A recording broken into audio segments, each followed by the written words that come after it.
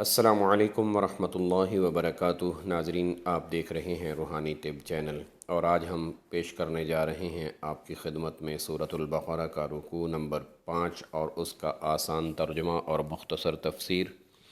اللہ کریم سے دعا ہے کہ وہ ہمیں صحیح صحیح تلاوت کرنے کی توفیق عطا فرمائے، اور ہمیں اس کو سمجھنے کی توفیق عطا فرمائے، اور ہمیں اس پر عمل کرنے کی بھی توفیق عطا فرمائے۔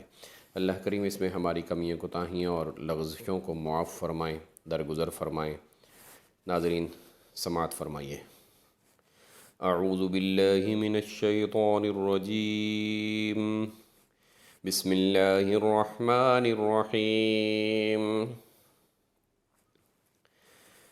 یا بنی اسرائیل اذکروا نعمتی التي انعمت علیکم واوفوا بعہدی اوف بعہدکم وإیای فارہبون۔ اے بنی اسرائیل، میری وہ نعمت یاد کرو جو میں نے تم کو عطا کی تھی، اور تم مجھ سے کیا ہوا عہد پورا کرو تاکہ میں بھی تم سے کیا ہوا عہد پورا کروں، اور تم کسی اور سے نہیں بلکہ صرف مجھ ہی سے ڈرو۔ اسرائیل حضرت یعقوب علیہ السلام کا دوسرا نام ہے۔ ان کی اولاد کو بنی اسرائیل کہا جاتا ہے۔ تمام تر یہودی اور اکثر عیسائی اسی نسل سے تعلق رکھتے تھے۔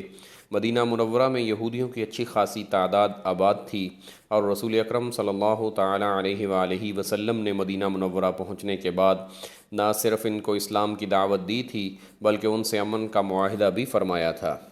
لہذا اس مدنی صورت میں زیر نظر آیت سے لے کر آیت نمبر 143 تک مسلسل بنی اسرائیل کا تذکرہ ہے، جس میں انہیں اسلام کی دعوت بھی دی گئی ہے، اور ان کو نصیحت کرنے کے ساتھ ساتھ ان کی بدعنوانیوں پر متنبہ بھی کیا گیا ہے۔ شروع میں ان کو یاد دلایا گیا ہے کہ اللہ تعالیٰ نے ان پر کیسے کیسے انعامات فرمائے تھے۔ اس کا تقاضا یہ تھا کہ وہ اللہ تعالیٰ کے شکر گزار ہو کر اس عہد کو پورا کرتے جو اللہ تعالیٰ نے ان سے لیا تھا، کہ وہ تورات پر ٹھیک ٹھیک عمل کریں گے اور اللہ کے بھیجے ہوئے ہر نبی پر ایمان لائیں گے۔ لیکن انہوں نے تورات پر عمل کرنے کی بجائے اس میں منمانی تعویلیں شروع کر دیں اور اس کے احکام کو بدل ڈالا۔ چونکہ اس طرز عمل کی وجہ یہ بھی تھی کہ حق کو قبول کرنے کی صورت میں انہیں اپنے ہم مذہب لوگوں کا ڈر تھا کہ کہیں وہ ان سے بدظن نہ ہو جائیں۔ اس لیے اس آیت میں اور اس کے بعد والی آیت کے آخر میں فرمایا گیا ہے کہ مخلوق سے ڈرنے کے بجائے انہیں اللہ سے ڈرنا چاہیے، اور اللہ کے سوا کسی کا خوف دل میں نہیں رکھنا چاہیے۔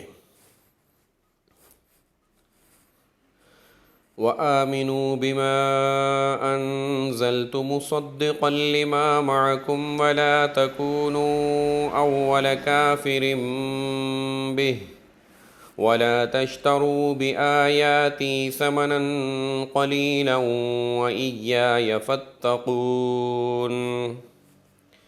اور جو کلام میں نے نازل کیا ہے اس پر ایمان لاؤ، جبکہ وہ اس کتاب یعنی تورات کی تصدیق بھی کر رہا ہے جو تمہارے پاس ہے، اور تم ہی سب سے پہلے اس کے منکر نہ بن جاؤ، اور میری آیتوں کو معمولی سی قیمت لے کر نہ بیچو، کسی اور کی بجائے صرف میرا خوف دل میں رکھو۔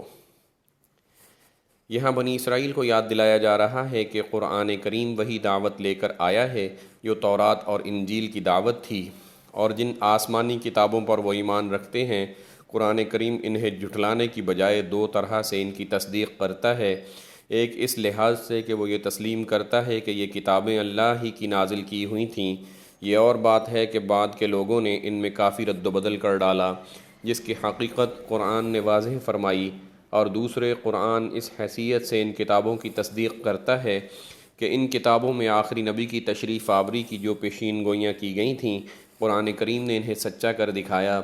اس کا تقاضا یہ تھا کہ بنی اسرائیل عرب کے بت پرستوں سے پہلے اس پر ایمان لاتے، لیکن ہو یہ رہا ہے کہ جس تیز رفتاری سے بت پرست اسلام لا رہے ہیں، اس رفتار سے یہودی ایمان نہیں لا رہے، اور اس طرح گویا بنی اسرائیل قرآن کی تکذیب کرنے میں پیش پیش ہیں۔ اس لیے کہا گیا ہے کہ تم ہی سب سے پہلے اس کے منکر نہ بن جاؤ۔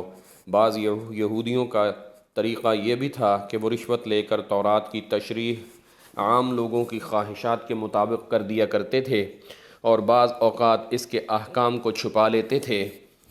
ان کے اس طرز عمل کی طرف اشارہ کرتے ہوئے فرمایا گیا ہے کہ میری آیتوں کو معمولی سی قیمت لے کر نہ بیچو اور حق کو باطل کے ساتھ گڑ مڑ نہ کرو اور نہ حق بات کو چھپاؤ۔ وَلَا تَلْبِسُوا الْحَقَّ بِالْبَاطِلِ وَتَكْتُمُوا الْحَقَّ وَأَنْتُمْ تَعْلَمُونَ، اور حق کو باطل کے ساتھ گڑ مڑ نہ کرو اور نہ حق بات کو چھپاؤ جبکہ اصل حقیقت تم اچھی طرح جانتے ہو۔ وَأَقِيمُوا الصَّلَاةَ وَآتُوا الزَّكَاةَ وَارْكَعُوا مَعَ الرَّاكِعِينَ، اور نماز قائم کرو اور زکوٰۃ ادا کرو اور رکوع کرنے والوں کے ساتھ رکوع کرو۔ رکوع کا ذکر خاص طور پر اس لیے کیا گیا ہے کہ یہودیوں کی نماز میں رکوع نہیں ہوتا تھا۔ أَتَأْمُرُونَ النَّاسَ بِالْبِرِّ وَتَنْسَوْنَ أَنفُسَكُمْ وَأَنْتُمْ تَتْلُونَ الْكِتَابَ أَفَلَا تَعْقِلُونَ، کیا تم دوسرے لوگوں کو تو نیکی کا حکم دیتے ہو اور خود اپنے آپ کو بھول جاتے ہو حالانکہ تم کتاب کی تلاوت بھی کرتے ہو، کیا تمہیں اتنی بھی سمجھ نہیں؟ وَاسْتَعِینُوا بِالصَّبْرِ وَالصَّلَاةِ وَإِنَّهَا لَكَبِیرَةٌ إِلَّا عَلَى الْخَاشِعِینَ، اور صبر اور نماز سے مدد حاصل کرو، نماز بھاری ضرور معلوم ہوتی ہے مگر ان لوگوں کو نہیں جو خشوع یعنی دھیان اور عاجزی سے پڑھتے ہیں۔ الذین یظنون انہم ملاقو ربہم وانہم الیہ راجعون، جو اس بات کا خیال رکھتے ہیں کہ وہ اپنے پروردگار سے ملنے والے ہیں اور ان کو اسی ہی کی طرف لوٹ کر جانا ہے۔ صدق اللہ العظیم۔ ناظرین، یہ تھا سورۃ البقرہ کا رکوع نمبر 5۔ اللہ کریم ہماری اس کوشش کو قبول فرمائے اور اسے ہمارے لیے آخرت کا ذخیرہ ذریعہ ثواب بنا دے۔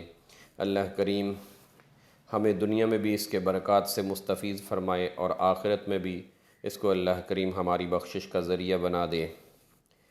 اللہ کریم ہماری دنیا کو بھی آسان فرما دے، ہماری آخرت کو بھی آسان فرما دے۔ اللہ کریم ہم سے وہ کام لے لے جو اس کی رضا کے سبب ہوں۔ اللہ کریم ان کاموں سے ہمیں بچنے کی توفیق عطا فرما دیں جو اس کی ناراضگی کا سبب ہوں۔